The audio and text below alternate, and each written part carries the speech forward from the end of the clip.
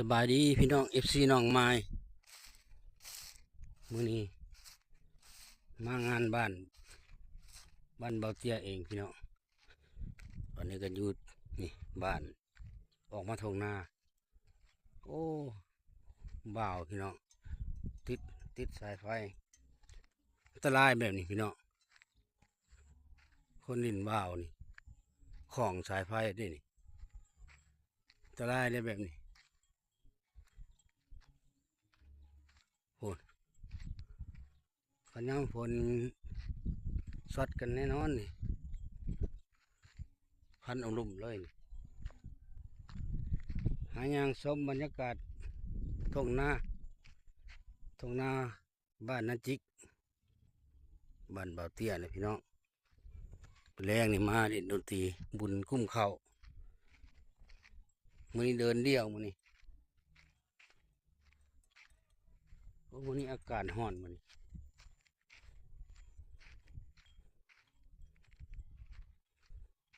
สิพาไปเบิ่งเขาเจ้าต้มตาลนี่เกิดมาก็เห็นรถนี่ใน100 ปีแล้วมาจากในพักกระดาวว้าโถได้กินเลย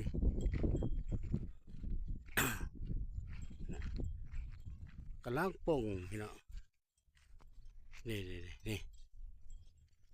กำลังพอดีกินนี่นะต้นบากใหญ่เลยโหนท่านได้ออกดอกคักเขามันออกดอกสีขาวนี่จะโมเป็นตะกินได้พี่น้อง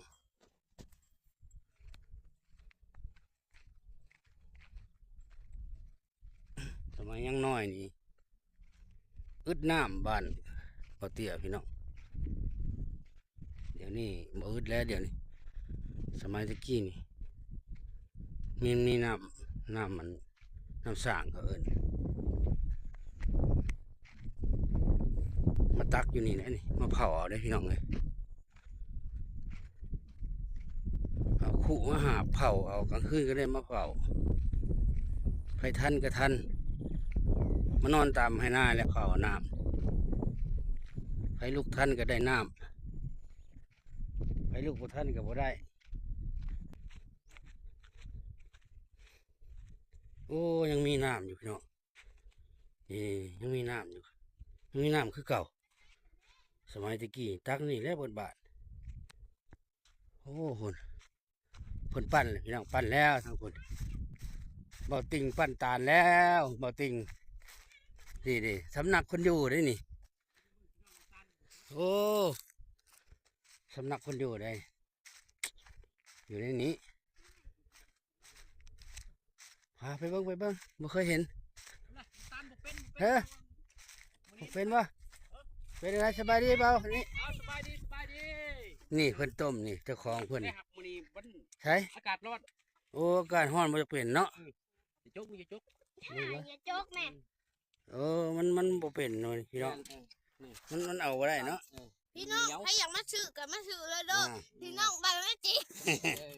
ขายได้ไรไม่ค่าน้อยพี่น้องค่าน้อยขายให้ไรได้ไรน้ำตาลขายก้อนละ1,000 กีบก้อนละ1,000 กีบของสดแต่กระบอก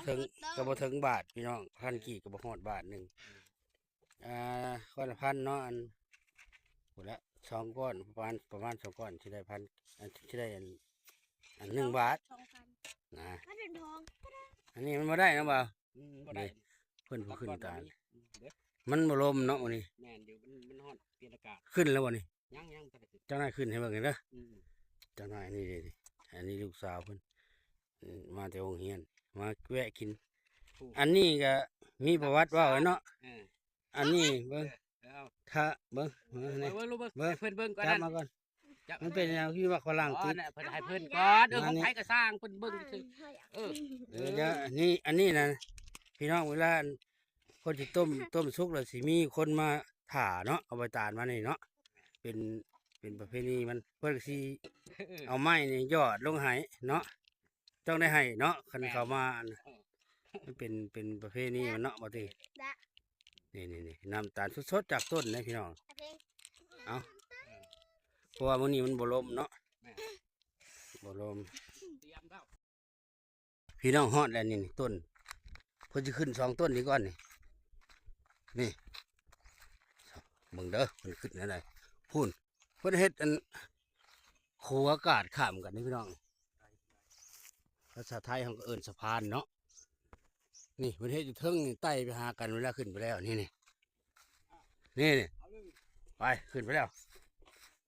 นี่ผู้ขึ้นเพื่อใส่ขาเดฟเนี่ยเนาะพี่น้องจะขึ้นย่างเนี่ยบ่ยากก็ใส่ขาเดฟมันขึ้นง่ายพี่น้องนี่ขึ้นไปแล้ววิธีชาวบ้านของเฮาพี่น้องเขตพระธาตุโพนเนาะบ้านเฮาธาตุโพนเมืองไซผู้ทองเนี่ยเขตนี่แหละงานถึงแล้ว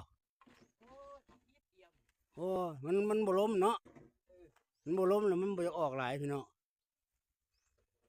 วิธีการ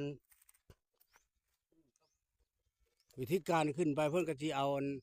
กระปุกนั่นไปเปลี่ยนแล้วเพื่อนกะทิปาดโอ้เนี่ยได้ประมาณขวดหน่อยหนึ่งพี่น้องเพื่อนกะทิเอามีดไปปาดหะเนาะปาดมือมันเนาะโอ้ยจะขึ้นน้ำได้เด้อยากไปเห็นใกล้ๆเด้เนาะพี่น้องขึ้นบ่ได้ขึ้นได้แต่อย่างอื่นฮ่าขึ้นบ่ได้ต้นตาลเด้เพิ่นเปลี่ยนแหละเจ้าน้อยเพิ่นสิไต่มาตัวนี้ผู้สิย่างมาตัวนี้ได้พี่น้องมาต้นนี้จะน้อยสิซิมน้ำตาลสดๆฮะโอ้ยยังเศร้ามันสิหวานดีเนาะยังเศร้าใสเนาะโอ้ยยังมันเศร้ามันใสดีเพิ่นน่ะน้ำตาลปาดนี่เด้เพิ่นปาดนี่ใสนี่เพิ่นปาดเลยพี่น้องปาดเท่านึงบ่ปาดเท่านึงปาดแผลไหมเนาะเปิดแผลใหม่แผลเก่ามันอัดด้วยเนาะอย่างมันอัดเนาะ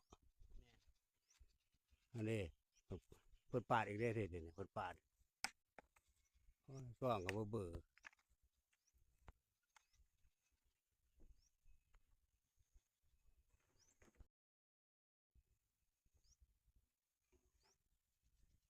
นี่เปิดปาดนั่นเปิดปาด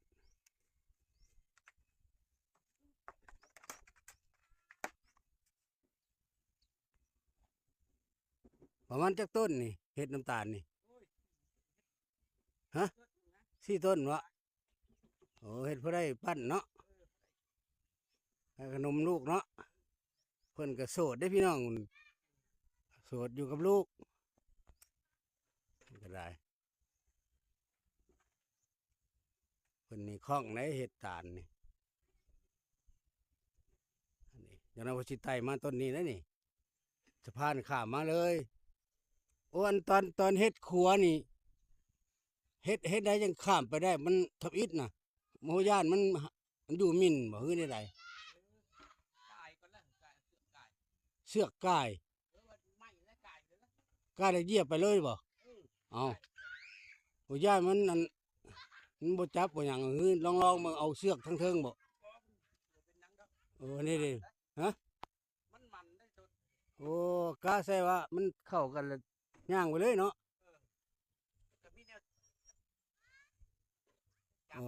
โอ้มันมีแนวจับจ้องไปทีแรกพี่น้องวันนี้ก็มันอยู่มั่นแล้วก็ย่างไปเลย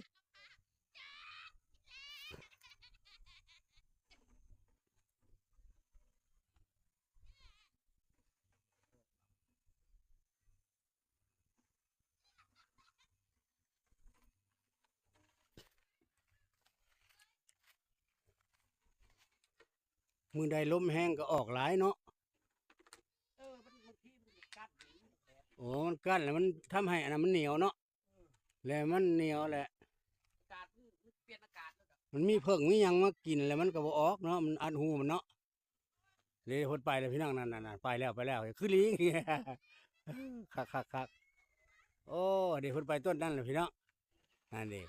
จะน้อยพดลงมาจากเบิ้งน้ำตาลสด